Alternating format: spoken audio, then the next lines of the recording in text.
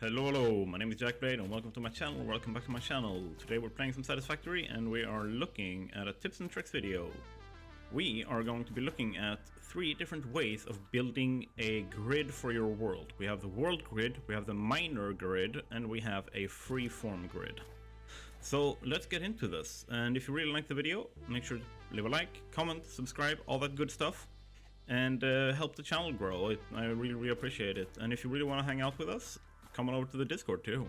You can also find all my blueprints and everything there. There are links to Google Drive where you can find those for free. So head on over. Now let's get into building this. So when we build on a grid, there are some different things to take into consideration. There are some benefits and there are some downsides. The first one we're going to be looking at is the basic world grid. So when you are heading into the game, and this is the first thing you do, if you are holding a foundation like this and you want to place it down, it's just floating around like this. But if you hold control, you can see that it snaps to the side. And then it stays on a grid. This is the world grid. This is the same grid in the entire world. And if you do this, your factories will be height and vertically and horizontally aligned. Vertically and horizontally aligned to the world grid, no matter where you build, which is an easy way of building factories all over the place that you can then connect up using the foundations. So that is number one. So if we were to do this with a miner, because this is going to be my example for all of these different things, right? So if we take a miner, because nodes aren't necessarily, very rarely actually, on the world grid. So if I were to place a miner here, and I take a foundation and place it down in front, and I place that on the world grid, as you can see, that is not aligned with the miner at all. But if I try to, let's see, I'm just going to make a little bit of a platform here, right? So now we have this. If I then take the miner, I'm just going to place that over here so I don't lose it. Take and copy, eyedrop with middle mouse clicking. So even if I try to line that up with the foundations, I can even go as far as pulling the foundations on top of this and still be able to place it. It's still gonna snap. But if I take a belt and I attach it, let's go for a Mark 1 belt, and you can see if I'm trying to put this on the grid, snapping grid on the foundation, as you can see, it just will not line up perfectly. And that is because the mining node is not on the same grid as the rest here. So if you want to build on the world grid, the downside is you will just simply not have these nice, smooth, straight belts coming out of the miner. You always have to do something along the lines of like the straight mode or something like this to make like a significant change to how you build it, so that it looks intentional rather than just like, I just don't care, right? So that's the reason why, or that's the downside of the world grid. Another downside of the world grid, aside from like there's so many positives with it. First of all, it's definitely, if you're a new player, this is definitely what you should be doing. And then what you miss out because of the world grid is the ability to kind of build factories aligned based on like the terrain, or to get these like super nice mining oriented grids as well. And that's what we're moving into next. So the next part we're going to look at is the mining grid. So what we can do, and this is quite simple, you can always align to your mining grid, in which case you need to have unlocked the road barrier in the awesome shop, and you also need to have unlocked the catwalks in the awesome shop. And then what you do is, if you hold control, you will snap to the miner, and you can then just click, so you place it down, grab a catwalk, and place one there and one on the other side, so that they're snapped to the bottom of the road barrier. Okay, then what you do is you grab your, let's see here, foundation. Then you can snap that to the front of those two catwalks. Like so. Now you can remove that and you can place this in, and what you will have now is a grid that is aligned to this miner. Then what you have is a mining grid. So what you can do here is, like, you can do pretty much whatever you want, but if you use this as a core, like now from here you build out to here, and then you make a factory like over here. That works perfectly fine. There are a few caveats to this, where it's like, okay, this might not be the best option. And one of the big ones there is, if I'm using a second miner, that might not line up to the same grid, right? So even if I were to remove all of this, and if I were to move this over here, right? And I have a grid that should be aligned, it's not necessarily going to accept that same alignment. So what we can do to very easily check that is do this, and I grab a belt, and I pull out here. As you can see, it does look like it is actually aligned with, I'm using infinite nudge, which is why I can nudge so far. But yeah, as you can see, it does seem to be aligned on the same grid, which is good. That means that you could technically use this for your, like those two miners work. Like you would have to check every miner to make sure that it works. Otherwise, you might have problems. So the way that you can solve that is by having overlapping grids. So as you can see, I've made sure to make sure that they are facing the same direction. But if they were to not necessarily overlap well, what I can do, I want to keep you, what I can do with this is grab and do the same thing I did on the first one over here. And then I can align there, boom, and I can align there, and I can grab my foundation again, there, remove, I can do this, and then I can zoop, and as you can see, there's a little bit of a height difference, and there's a little bit of a off-grid difference here. So what I can do is, because this is the top one, like it's above the other one on a vertical plane, is I can use this as the main one. And because of that, or rather, depending on that one, right? If I'm using that one as well. In this scenario, we're only using these two. So what I can do is instead do this and match up. Instead of going out here and matching out, I can use this as the core, right? Where instead of going the normal direction or normal route with it, I use this as just a small little, like, here's the mining pit for this miner. The actual floor is up here, and then I can, like, it's not gonna align to the world or its grid either, right? But if I use straight mode, I can easily make them align anyway. Like so. Same thing here. I go, hey, I want you to, let's see, because of how straight mode works, I gotta do this, and then do this. Okay, that was too far back. But either way, like you can tell, I can now have like a main grid here, and that is just a grid where I bring in resources. It is a subgrid within the larger one. That also works.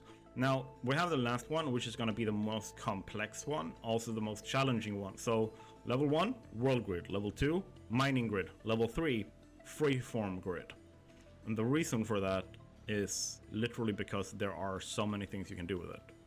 So, I hope that you got a good grasp of the positives and negatives with the mining grid in terms of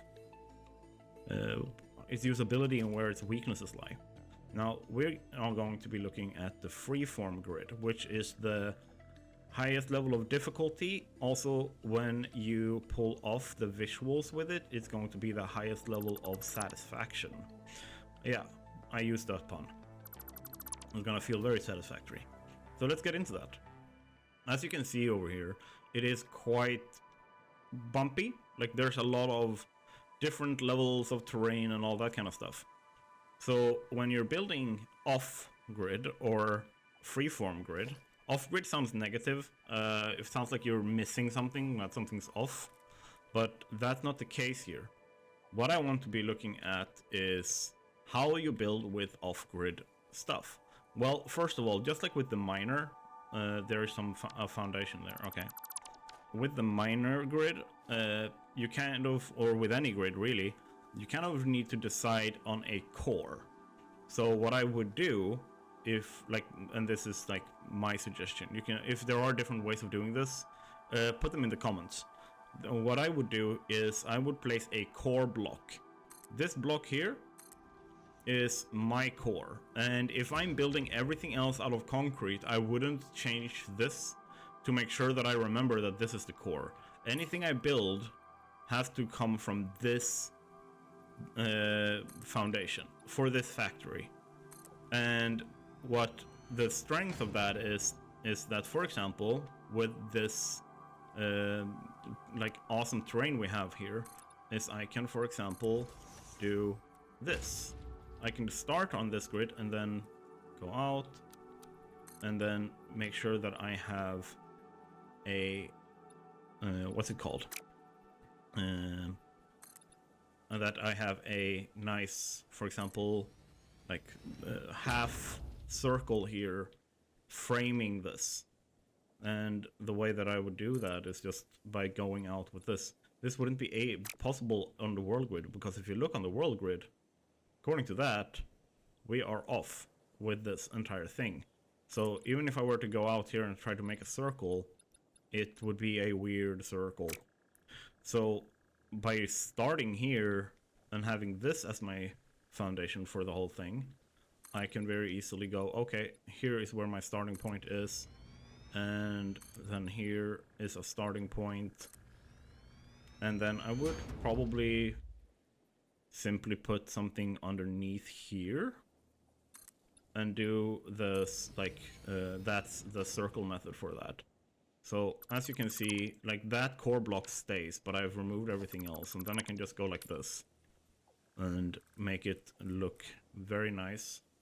Flip one, but and create a little bit of a cradle around this, right? Because then I can go from here. Okay, that's gonna be pretty straight, but I remove that, and like this is what I mean with this is the advanced thing, because you can do so much more with this, but at the same time there is also more work to make it look really, really good. So you can work a lot with this, and then get rid of all of this so that I have my nice looking like frame in the end going around. It takes a lot of work, but it essentially gives you the ability to work a lot with the terrain and make more integrated into the world, so it doesn't look like it's aside from the world.